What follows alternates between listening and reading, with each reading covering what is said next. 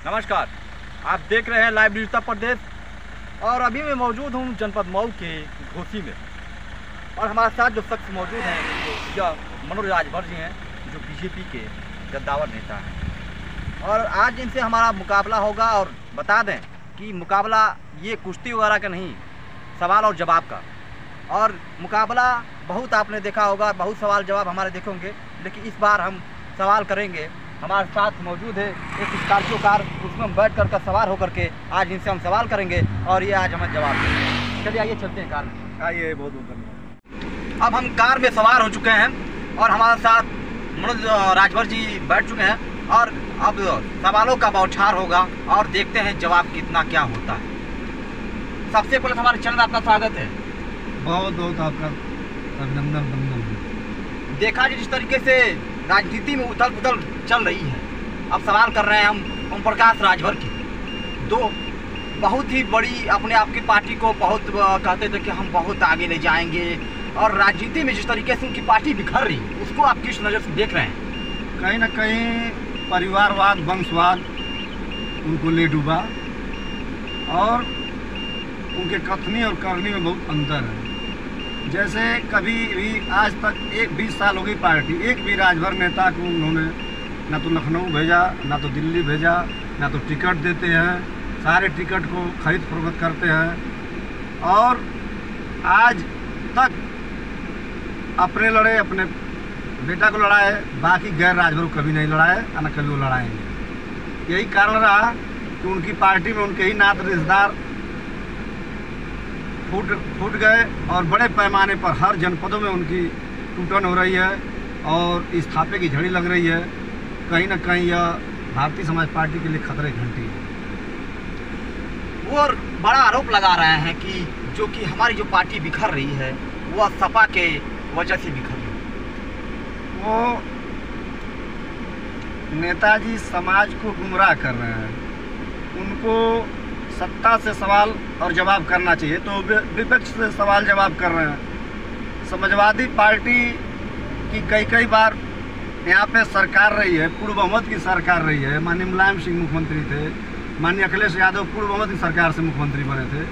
उतना बड़ा राजनीतिक दल है और उन पे जो ब्लेम लगा रहे हैं वो अपना काम कर रहे हैं और ये अपना काम कर रहे हैं। ये अपनी करतूत को छुपाने के लिए समाजवादी पार्टी को आड़े हाथों ले रहे हैं। देखा जाए राजभर की बात कर ली जाए, तमाम राजभर नेता हैं प्रदेश में, लेकिन देखा जाए आज तक राजभर जो जाति है कभी विकास नहीं कर पाई। इस बात का क्या कहना है? उसका मूल कारण रहा कि अशिक्षितता हमारे समाज में ज़्यादा है और समाज को मुख्य धारा में लाने के लिए डॉक्टर भीमराव बाबा साहब अम्बेडकर जी ने जो व्यवस्था दिया है, उस व्यवस्था के तहत जो अनुसूचित जनजाति में सम्मिलित करने की सदियों से मांग हो रही है, यदि उसमें हो जाता है तो मेरा भी समाज एक महाराजा सुहेलदेव राजभर राजा का वंशज है, पुनः अपनी स्थिति वहाँ पर ला खड़ा करेगा। लेकिन इस लोकतंत्र में सबसे बड़ा हथियार संविधान है और संविधान में एक सबसे बड़ा हथियार दिया गया है आरक्षण का बंटवारा। आरक्षण के मुद्दे पर कोई भी नेता आज बोलने के लिए तैयार नहीं है, या जो कि शुभ संकेत नहीं है। डबल इंजन की सरकार है, अभी नहीं तो कभी नहीं हो सकता है। आप बीजेपी से जुड़े हुए हैं और देखा जाए बीजेपी तमाम वादे करती है, लेकिन देखा जाए तो जमीनी स्तर उसकी जो है वो जमीनी धरातल पर जो स्थिति है वो दिखाई नहीं देती। ऊपर से तो लोग ठीक हैं, लेकिन जो नीचे के जो नेता हैं वह गड़बड़ है, इसीलिए नीचे दिखाई नहीं दे रहा है। और दिखाई क्यों नहीं दे रहा? आपको धारा 370 देख लीजिए, चाहे अयोध्या का मंदिर का मुद्दा रहा हो, ये तमाम ऐसे जटिल से जटिल समस्याओं को इन्होंने समाप्त किया। लेकिन जो जाति के जो नेता बन रहे हैं कि हम अपने जाति का वोट दिलवाएंगे, जो जाति के नाम पर ही इस जाति को देखकर ऊपर वहाँ मंत्री बना दिया जा रहा है कि उनको अच्छा मंत्री बना दिया जाए तो इनकी जाति का वोट आकर्षित होगा पार्टी की तरफ, लेकिन वो जात के नेता ही गड़बड़ है। वो हवाई में अभी मोदी जी और योगी जी के नाम पर वो लोग चुनाव जीत कर चले जा रहे हैं, उन लोगों को घमंड हो गया है। इसीलिए जो है कि यहाँ पर धरातल में कुछ उन लोग का कुछ नहीं है, सिर्फ मोदी और योगी जी के नाम पर वो लोग विधायक बन गए और बिरादरी के नाम पर जाकर वहाँ पर मंत्री बन गए। अब आपकी बात कर ली जाए, आप भी एक राजभर जाति से बिलोंग करते हैं, और किस तरीके से आपका जीवन जो है कि राजनीति में आप कैसे उभर करके आए, और हमारे चैनल के माध्यम से हमारे दर्शकों को आप इतना बताएं। देखिए, स्वर्गीय कल्पनाथ राय के शीतल छाया में हमारे पिताजी राजनीति करते थे, और मेरे पिताजी 3 बार ग्राम सभा के प्रधान थे। प्रथम बार चुनाव जीत कर आए, दोबारा चुनाव जीत कर आए, तीसरी बार निर्विरोध हुए, निर्विरोध प्रधान थे पूरे जनपद के अंदर। और मेरी माताजी बीडीसी सदस्य थी, और उस समय जनता द्वारा बीडीसी नहीं होता था, प्रधानों द्वारा बीडीसी 1 ब्लॉक में 2 चुने जाते थे, जिसमें कल्पनाथ राय जी का कैंडिडेट मेरी माताजी थी, और चुनाव उन्होंने बीडीसी जीता था। उस समय कल्पनाथ राय जी के साले थे, हमको याद है, मेरा बहुत छोटा मैं था, विजयी राय जी ब्लॉक प्रमुखी का चुनाव लड़े थे, 2 वोट हमारे घर से उनको मिला था। यही सब घर में राजनीतिक, और मेरे पिताजी कांग्रेसी थे, कांग्रेसी कल्पनाथ राय के साथ ही थे। मेरे घर में कांग्रेस का सारा चुनावी सामग्री रखा जाता था। मेरे दिमाग में उसी समय से राजनीति पनपने लगी, तो मैं छात्र संघ का चुनाव 1999 सत्र 2000 का मैंने सर्वोदय पीजी कॉलेज से छात्र संघ महामंत्री का चुनाव लड़ा, और इतने वोटों से मैंने चुनाव जीता कि आज तक उतना वोट से, जब से सर्वोदय पीजी कॉलेज की दीवार खड़ी है, कोई चुनाव नहीं जीता है।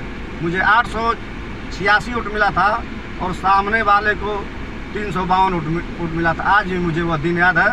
तो मैं छात्र संघ राजनीति से ही, मैं राजनीति की पारी को मैंने शुरुआत किया है, और मुझे चाहे भाग्य कह लीजिए, चाहे किस्मत कहिए, कहीं मुझे वक्त और समय नहीं मिला, कोई पद नहीं मिला, नहीं तो मैं बता देता कि जन प्रतिनिधि का मतलब क्या होता है। तो मैं छात्र संघ के राजनीति से मैं राजनीति कर रहा हूँ, और काफ़ी मैंने संघर्ष किया। पूरे प्रदेश का कोई ऐसा जिला ना हो जहाँ मेरा दौरा हुआ ना हो, और मैं हमेशा दौरा करता रहता हूँ, और बहुत जल्द फिर पूरे प्रदेश का दौरा करूँगा।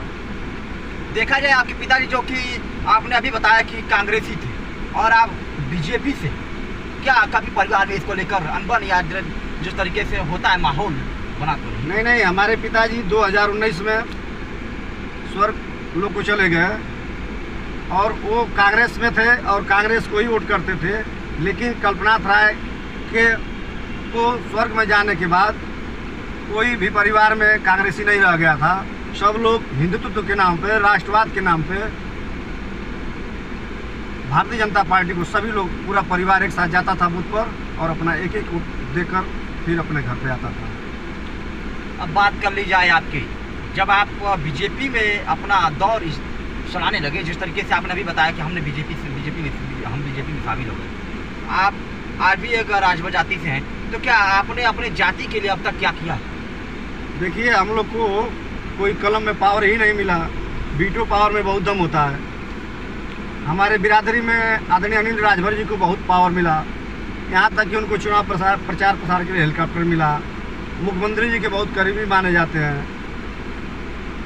बीजेपी में माननीय अमित शाह जी के बहुत करीबी माने जाते हैं। लेकिन बीजेपी ने तो बहुत कुछ करना चाहा समाज के लिए, लेकिन समाज को जोड़ने के लिए, लेकिन अनिल राजभर जी इसमें फेल हो गए, और समाज को नहीं जोड़ पाए। यहाँ तक कि जो समाज जुड़ा वो भी आज भाग खड़े हुए हैं, समाज उनके साथ नहीं है। वो जो अभी हाल ही में मऊ में दौरा किए थे, उनको खुद पता चल गया होगा कि मेरी स्थिति क्या है।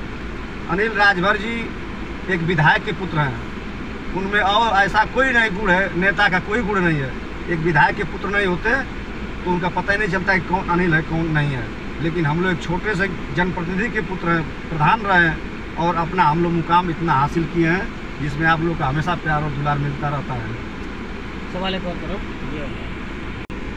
देखा जाए, जैसे अभी ओम प्रकाश राजभर लगातार पार्टी में जैसे ही बगावत हो रही है उनकी, तो वो उनका बड़ा सवाल आ रहा है, बड़ा बयान आ रहा है कि जो लोग राजभर जाति, जैसे कि हमारे जिस पार्टी से निकल रहे हैं जो लोग, वो फिर से किधर भी जाएंगे नहीं, किसी पार्टी के हैं नहीं लोग, हमारे ही पार्टी में वापस वो लोग आएंगे।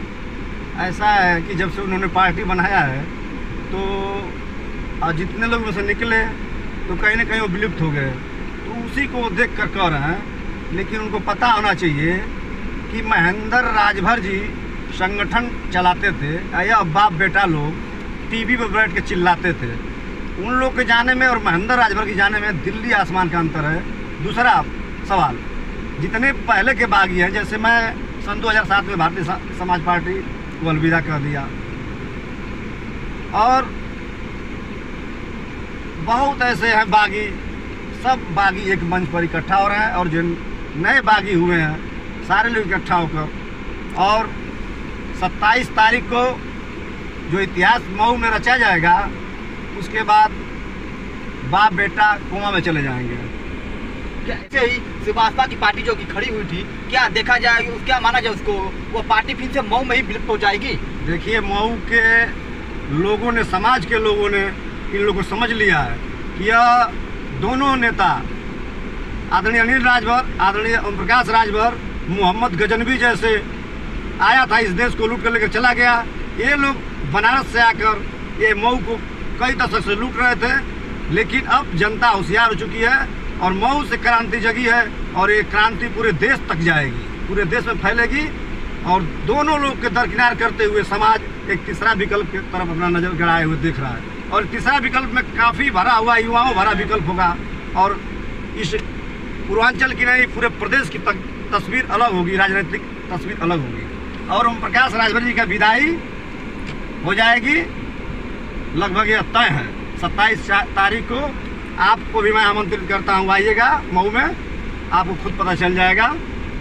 तो ये थे हमारे साथ बीजेपी के, वर्तमान में भी बीजेपी के हैं, और 27 तारीख का कहना है कि हम बीजेपी छोड़ देंगे। और इसी के साथ आप देख रहे थे लाइव न्यूज़ उत्तर प्रदेश। आपको ऐसे ही तस्वीरें आपको उत्तर प्रदेश के अलग अलग जगहों से हम दिखाते रहेंगे। तब तक के लिए बने रहिए हमारे साथ। मैं शनि, नमस्कार।